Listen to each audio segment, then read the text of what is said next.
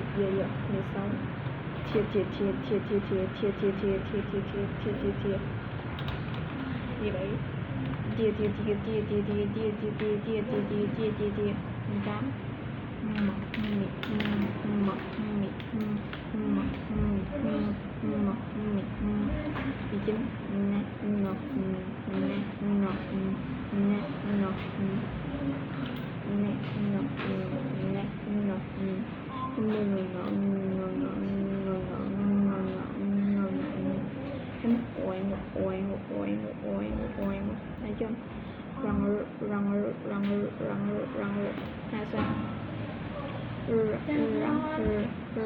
Hôm nay con có mang thiết bị đi để hôm nay cô Thúy hướng dẫn con quay bài không?